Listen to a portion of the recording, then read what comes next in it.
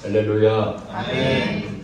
네, 한 주간도 평안하셨습니까? 아멘. 어제 교회 이전 감사 예배를 하는 은혜 가운데 잘 마쳤습니다. 협력해 주신 우리 모든 성도님께 다시 한번 감사드리고 오늘은 또 새로운 성전에서 드리는 종료주일 하나님께서 우리에게 허락하여 주셨습니다. 종료주일이라고 하는 것은 우리 교회력으로 사순절이 있고 그 다음에 종료주일이 있고 그 다음 내일부터 예수님 부활할 때까지 고난주간이 있습니다. 그리고 다음 주일은 부활절로 이렇게 드리게 됩니다.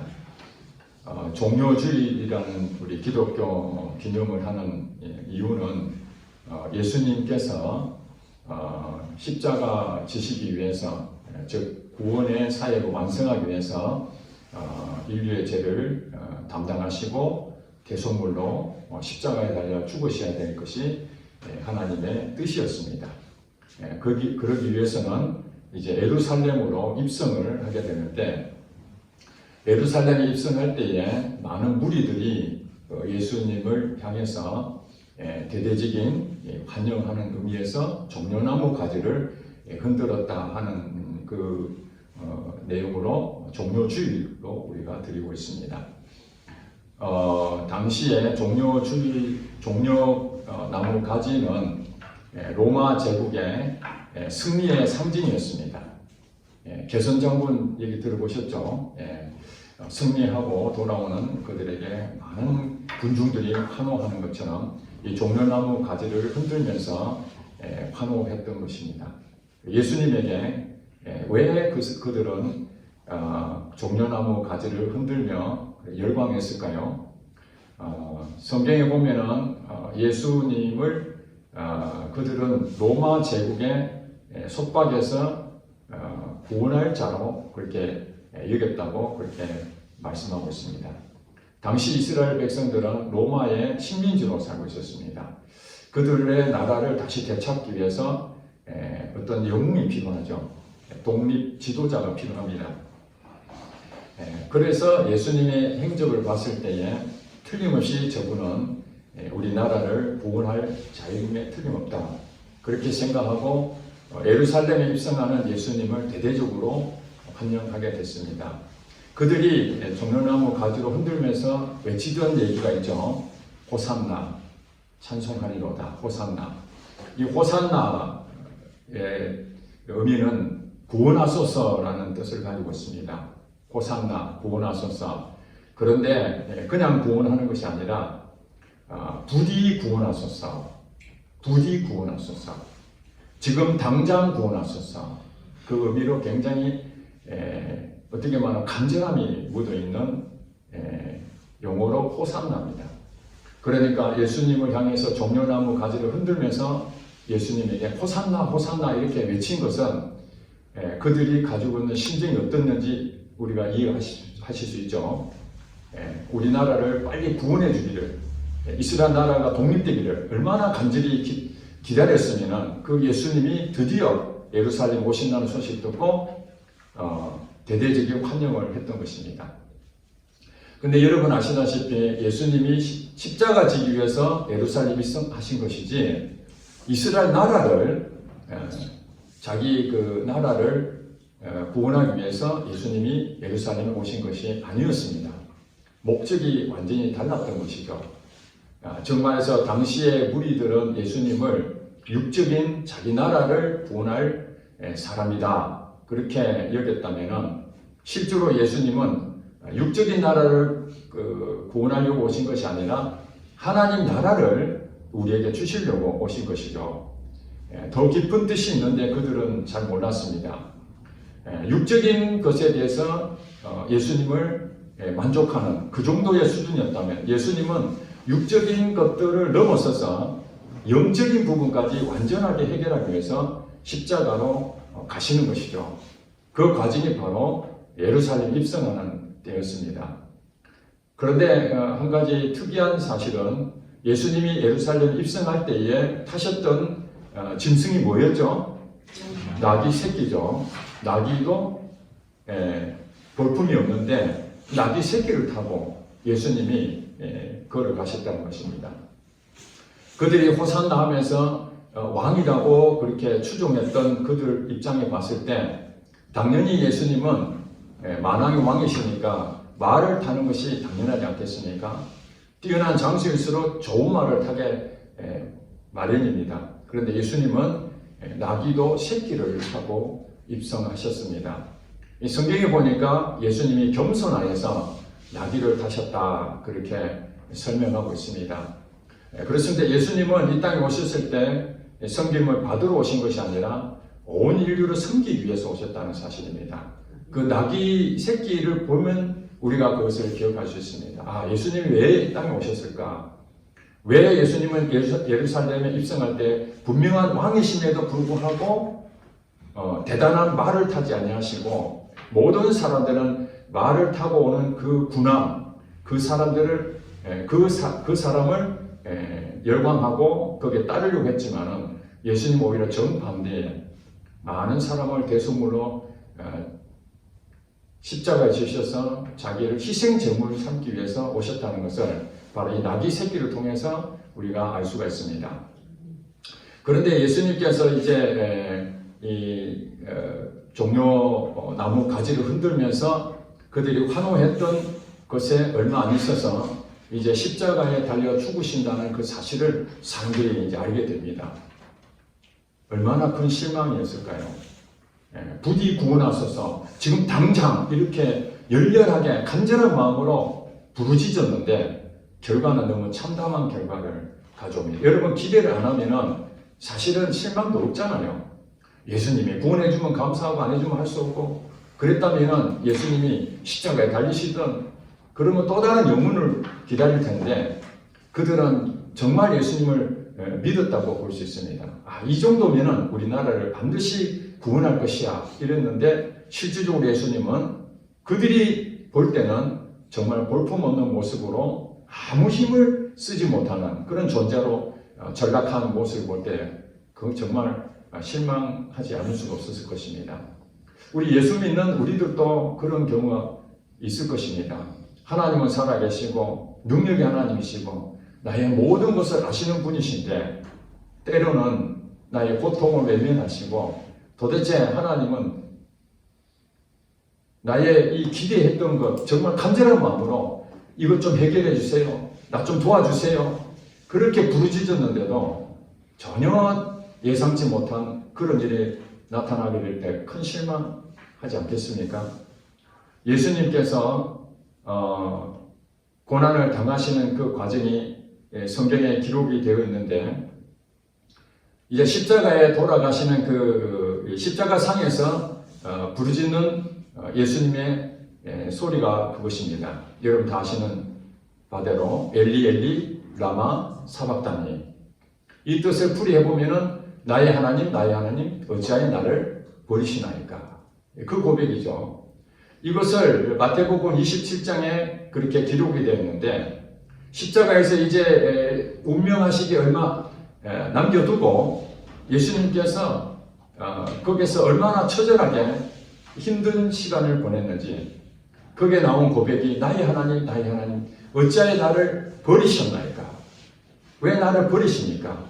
이것은 우리가 가지고 있는 고통 가운데에 극한적인 그런 고통이 아닐 수가 없습니다. 예수님께서 하나님하고의 관계를 통해서 이 땅에 사역을 하시고 자기 마음대로 하지 아니하시고 하나님 말씀대로 그렇게 행동을 했습니다. 어떤 상황이든지 이제 십자가를 지시고 마지막까지 그 사명을 완수하는 그 과정인데 그 마지막 장면이 정말로 어떻게 말하면 평안이 아니고 가장 강력한 고통 가운데 있었다는 것입니다. 여러분 혹시 고통을 당하는데 어떨 때 가장 힘듭니까? 돈이 없으면 힘듭니까? 아니면 몸이 너무너무 아파서 힘듭니까? 아니면 가족 때문에 힘듭니까? 어떤 사람의 배신을 당해서 힘듭니까? 아마 사람만 느끼는 감정이 다 다를 겁니다.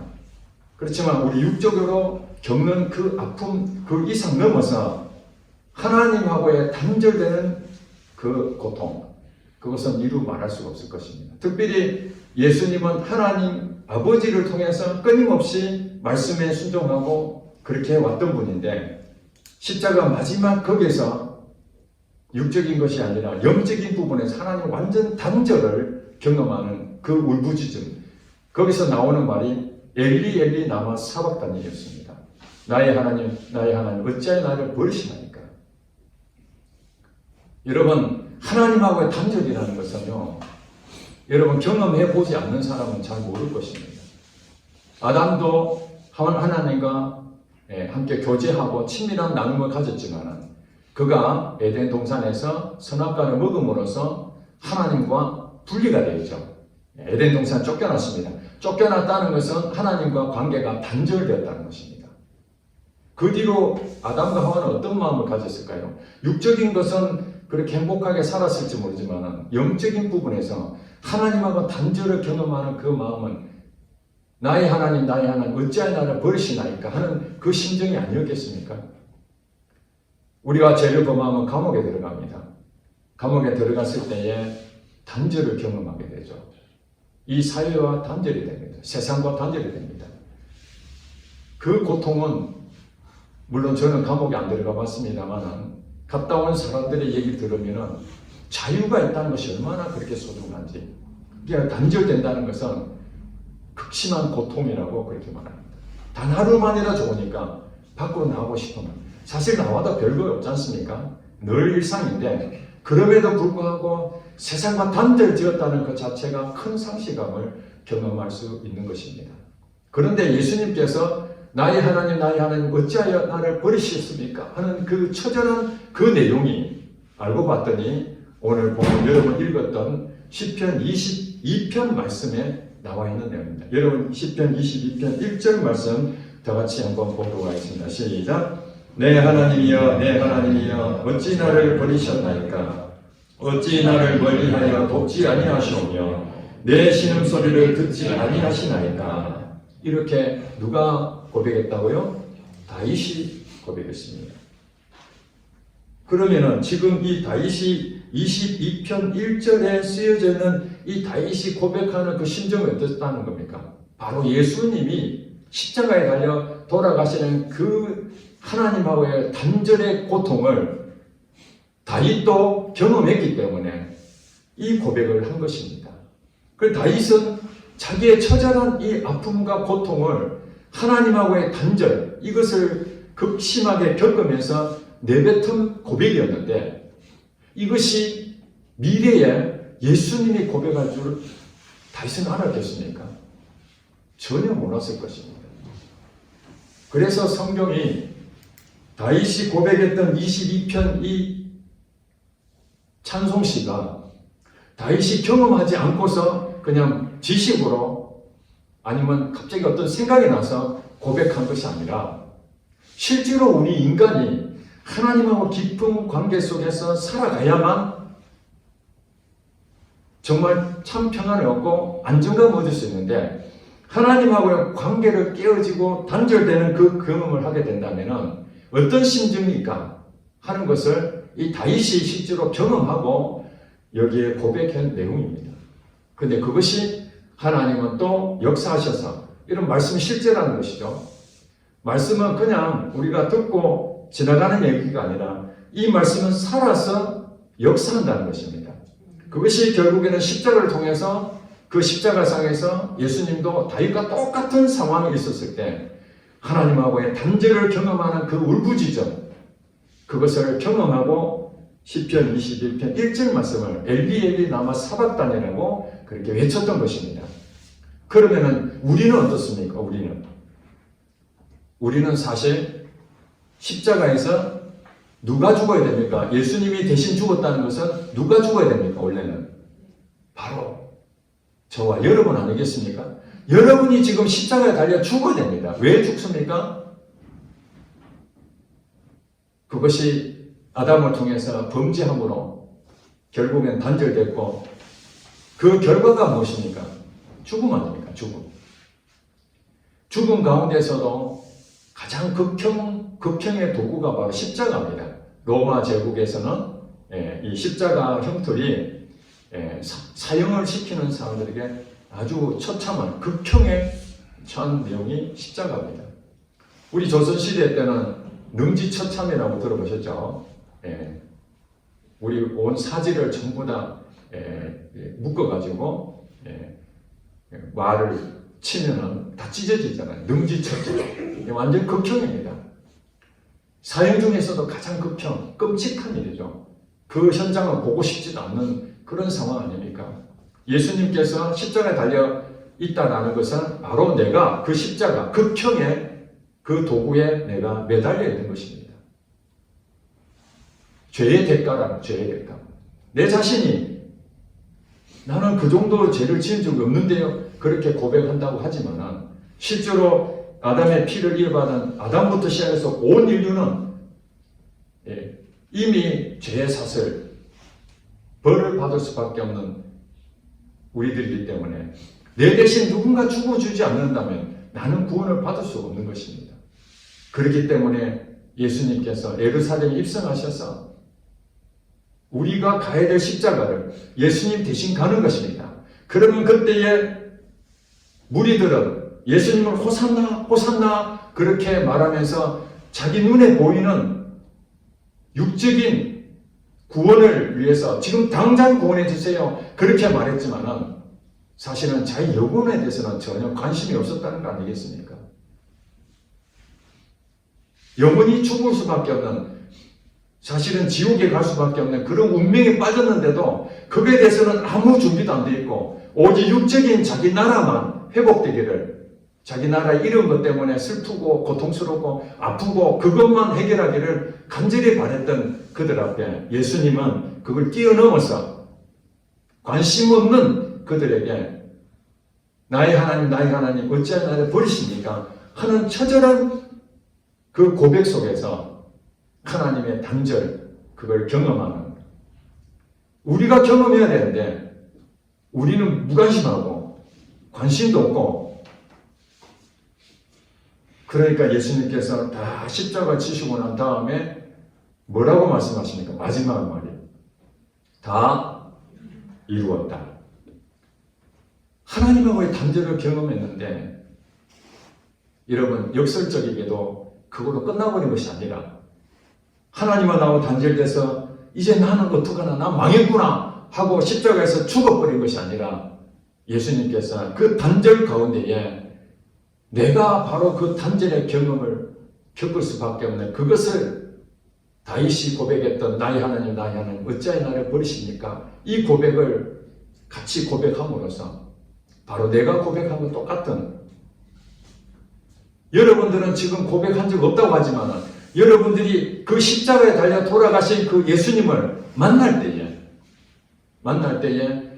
나의 하나님 어찌하여 나를 버리십니까? 하는 하나님의 단절, 침묵하시는 그 하나님을 경험하는 그 상황 될 때 비로소 그 십자가가 무엇인지 여러분 깨닫게 될 것입니다.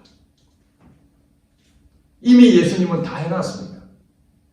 밥상을 다 차려놨습니다. 오늘 밥을 먹기만 하면 되는데, 십자가라는 것은 저도 어렸을 때부터 교회를 다녔기 때문에 이 십자가, 특별히 이 고난주간 때에 여러분 교회 그 행사를 하게 되면은, 저는 이제 고신축에서 이제 신앙 배경이 있었기 때문에 굉장히 보수적인 교단 아닙니까? 그러다 보니까 이 사순절, 특별히 40일 동안 이 사순절 기간과 고난주간 때는 모든 행사를 금지를 했습니다. 놀러 다닌다든지, 야유회를 간다든지, 여러 가지 행사들은 가능하면 그날을 안 하도록 합니다. 왜냐하면 예수님이 십자가 달려 고난을 당하신 그것을 생각하고 우리도 거기에 동참해야 된다. 그런 마음에서 하는데, 지금은 우리가 식목일은 놀지 않잖아요. 근데 저희들 어렸을 때는 식목일을 나무 심는 날 해서 그때 공휴일이었습니다. 근데 여러분 아시다시피 이 고난주간 부활절 이 전후를 해가지고 식목일이 대부분 노는 날이었기 때문에 우리 야유회라든지 좀 우리 교회 행사적으로 할 수 있는 여건인데, 그 좋은 날을 고난주간이다, 사순절 기간이다, 예수님의 고난에 동참해야 된다. 저는 너무 싫었습니다. 예수님이 고난을 당했는데 내가 왜 고난을 같이 당해야 되는가? 여러분 아시다시피 예수님이 예루살렘 입성하시고 무리들은 종려나무 가지를 흔들면서 호산나 그러면서 예수님은 이제 며칠 뒤에 십자가를 지시고 돌아가시고 이런 사실들은 다 과거의 일입니다. 그렇지 않습니까? 예수님이 고난당한 건 다 과거의 일입니다. 그런데 우리 현재 그 교회에서 그 의미를 되살린다는 그 좋은 취지가 있는데도 불구하고 나도 같이 고난을 당해야 된다 해서 의도적으로 고난을 당하는 이런 것들이 제가 십자가에 대해서 깊이 알았다면은 그때 예수님의 십자가 달리신 것이 바로 이런 뜻이었구나. 나의 하나님 어찌하여 나를 버리십니까 하는 엘리 엘리 라마 사박단이라는 그 말을 내가 해야 될 부분들을 예수님이 거기서 고백하셨구나. 그걸 깊이 깨닫게 되면은 그 십자가가 바로 내가 죽어야 될 그 자리였구나 라는 것을 깊이 깨달았을 때 고난주간이든 사순절이든 그런 어떤 행사에 대한 의미를 제가 충분히 깨달았을 텐데 그런 경험이 없으니까 그냥 의무적으로 교회에서 하라니까 따라갈 수밖에 없는 그런 신앙생활이 되는 거죠. 그렇습니다. 이 십자가, 여러분 십자가는 기독교 상징 아닙니까? 십자가는 기독교 상징입니다. 그래서 교회마다 십자가 없는 데가 없죠. 또 십자가 목걸이도 하고 십자가에 대해서 장신물도 많이 갖다 놓고 그렇습니다. 그런데 여러분 아시다시피 십자가는 우리가 지금 소중하게 생각하는 하나의 상징물이지만은 사실은 십자가는 끔찍한 그 사형 현장의 그 한 도구입니다. 사실 여러분들 사형장에서 죽어가는 어떤 부분들을 여러분 직접 만약에 경험했다면은 다시 그 도구가 눈에 보이면은 어떤 마음이 들겠습니까? 그때 그 기억이 그대로 떠오르지 않겠습니까? 좋은 기억 같으면은 기쁨이 생기겠지만은 아주 좋지 않는 그런 처참한 모습을 여러분들이 생각했다면은 그 십자가는 꼴도 보기 싫을 겁니다. 그렇지 않겠습니까? 그런데 왜 우리 기독교인들은 그 끔찍한 사형 현장의 도구로 사용했던 십자가를 그처럼 아끼고 마치 이게 부적처럼 그렇게 좋아들 할까요? 그 십자가가 특별한 게 아니라 바로 내 대신 예수님이 죽으셨기 때문에 그 가치를 깨달은 사람만이 그 십자가에 대해 소중함을 느낄 수가 있는 것이죠. 저도 목회하기 전에 하나님이 목사로서 부르심을 받았는데 교회를 세워야 되겠다는 저의 간절한 소망이 있었습니다. 이스라엘 백성들이 우리나라를 구원하소서 하고 지금 당장 구원하소서 호산나 찬송하리로다 그렇게 울부짖었던 것처럼 하나님 제가 나이가 들었으니 이제 당장 교회를 세워주소서 그렇게 간절한 마음으로 했는데 마음은 그랬지만 실질적으로 이루어진 것은 하나도 없고 점점 고립이 되고 제가 생각했던 것들은 다 이루어지지 않고 재정적인 어려움뿐만 아니라 사람들의 관계 다 무너지고 그야말로 저 혼자만 떨려 남겨진 광야에 홀로 서 있는 한 짐승처럼 그런 적이 있었습니다.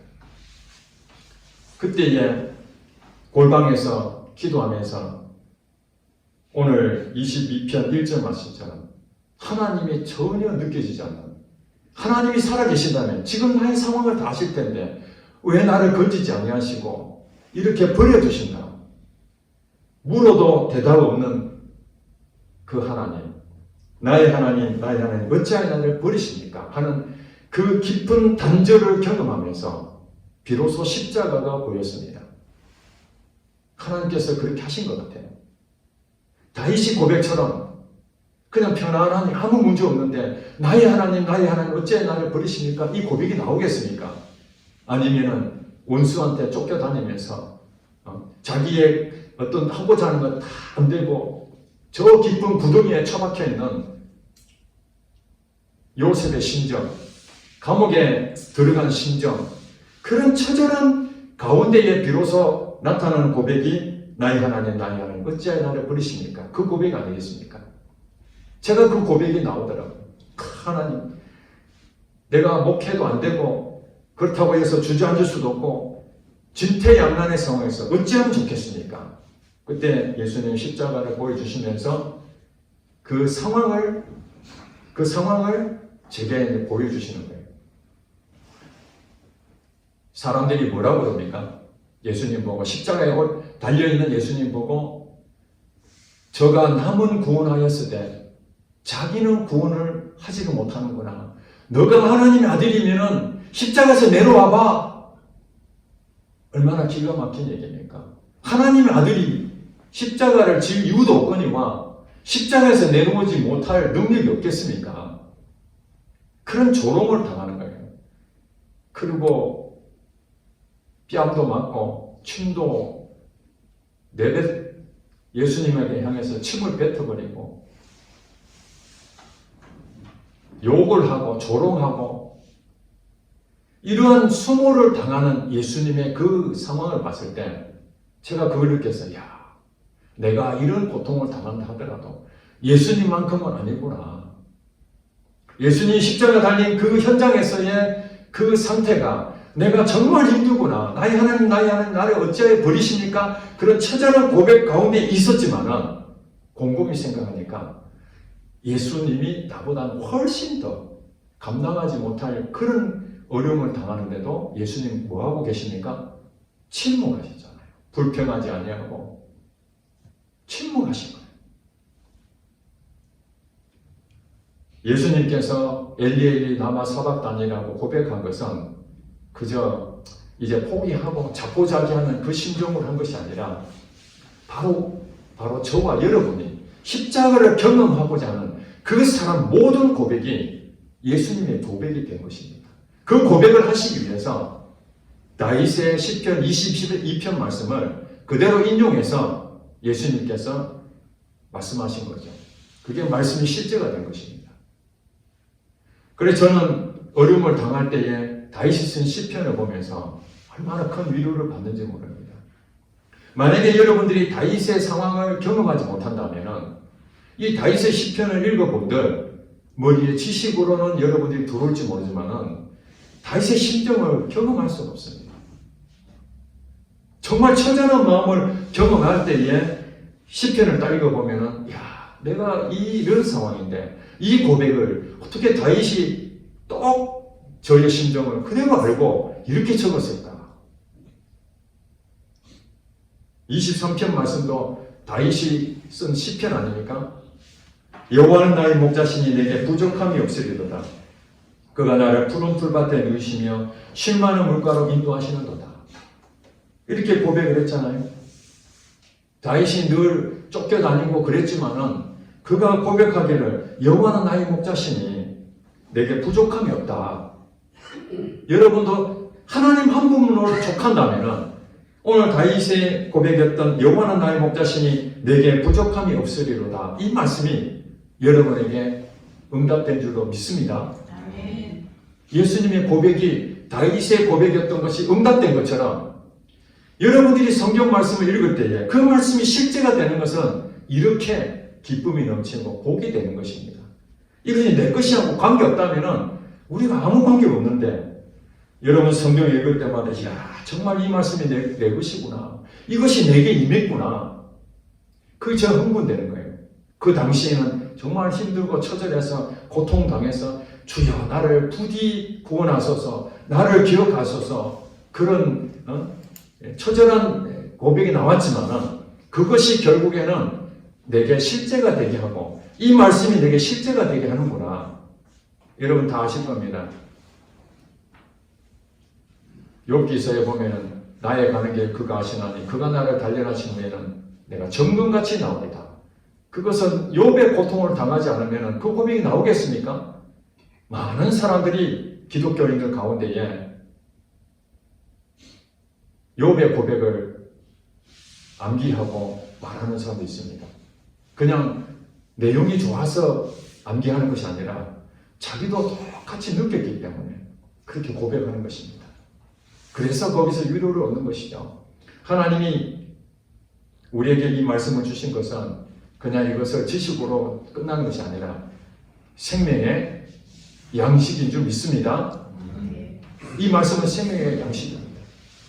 처절한 그 과정 속에서 십자가를 통과해야만 그 다음에 무엇이 있겠습니까? 부활이 있다는 것입니다.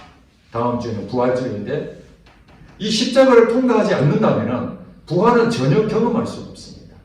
처절한 그 아픔과 고통 가운데에 통과를 하게 되면 열매가 나타나는 것이죠. 그게 가치가 있는 것입니다. 예수님은 지금 현재 십자가 달려있지만은 십자가 달려서 죽음으로 끝나는 것이 아니라 그 다음에 뭘 기다리고 있다고요? 다시 살아난다는 그 부활의 소망, 그 믿음을 가지고 있었기 때문에 마지막에 뭐라고요? 다 이루었다. 여러분 힘드십니까? 십자가가 안 보이십니까? 깨달아지지 않습니까? 그런 과정을 통해서 여러분 십자가를 통과하게 되면 반드시 부활이라는 게 있습니다. 그게 열매입니다. 거기서 여러분들이 기쁨을 느끼고 평안을 느끼고 하나님의 살아계심을 증거하는 것입니다. 그래서 시편 22편 1절부터 21절까지는 이 다윗이 정말 처절한 부르짖음 그것이 있었다면 22절부터 마지막 절까지는 이제 희망의 메시지예요. 사실은 이제 그 고통이 다 지나고 하나님을 찬송하고 하나님 영광 돌립니다. 이제 그런 얘기 아닙니까? 오늘 22편에 여러분 보신 것처럼 예수님께서 1절만 그 말씀이 예언처럼 나타날 것이 아니라 6절부터 보니까 예수님이 실질적으로 혈조적으로 영적인 해석이 아니라 육체적으로 실제 경험된 것이 나타납니다. 6절에 보니까 나는 벌레요 사람이 아니라 사람의 비방거리요 백성의 조롱거리입니다. 그렇죠? 예수님 십자가상에서 지금 조롱당하고 있잖아요. 그 다음에 7절에 보니까 나를 보는 자는 다 나를 비웃으며 입술을 삐죽거리고 머리를 흔들며 말하되 8절에 뭐라고 얘기합니까? 그가 여호와께 의탁하니 구원하실 걸 그를 기뻐하시니 건지실 걸 하나이다. 지금 조롱하고 있는 것이죠. 너가 하나님 아들이면 십자가에 내려와봐. 그게 실질적으로 얘기하고 있는 거잖아요. 다윗은 지금 그렇게 말하고 있습니다. 자, 14절에 보니까 나는 물같이 쏟아졌으며 물과 피가 옆구리를 찔러서 예수님의 실질적으로 그것이 경험된 내용을 다윗은 고백하고 나는 물같이 쏟아졌으며 내 모든 뼈는 어그러졌으며 내 마음은 밀랍 같아서 내 속에서 녹았으며 그리고 더 기가 막힌 거 여러분 18절을 볼까요? 내 곁옷을 나누며 속옷을 제비 뽑나이다. 여러분 마태복음 27장 26장 이것도 쭉 보시면은 공간복음서에 보면은 요 내용이 그대로 나옵니다. 군병들이 예수님의 옷을 다 벗기고 그 겉옷과 속옷을 실제로 제비 뽑는 일들이 있었다는 것입니다.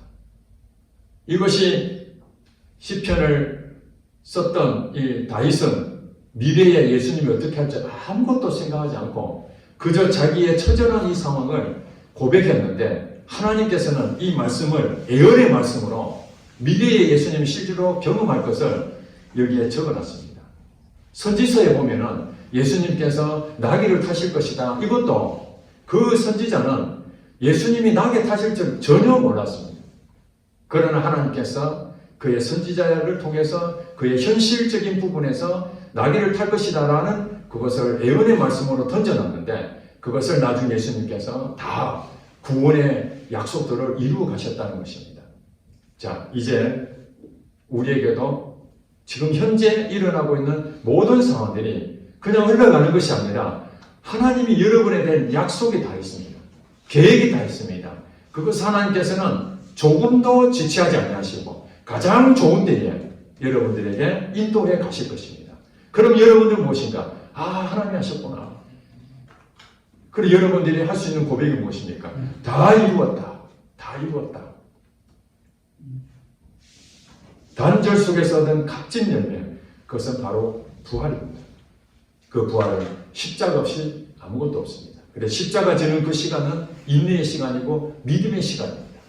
예수님도 십자가 지실 때 그 처절함 속에서 육신에 입었기 때문에 도저히 감당이 안 됐지만 하나님을 바라보며 내가 다시 살아날 것을 믿고 믿음의 고백으로 다 이루었다 한 것처럼 저와 여러분도 지금 현재 어떤 상황일지 아무도 모르지만 여러분들이 십자가를 지게 될 때에 예수님이 그랬잖아요. 제자의 삶은 어떻게 살아야 돼?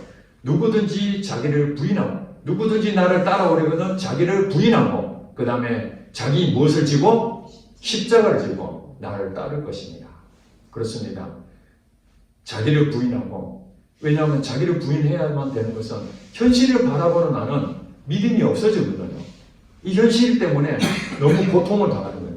그래서 자기를 부인하고 자기 십자가를 지고 예수님이 지셨던 십자가 우리가 지어야 될 것들 무거운 것은 예수님이 다 지셨으니까 우리에게 주어진 이 자기 십자가는 쉽고 가볍다고 예수님 말씀했습니다.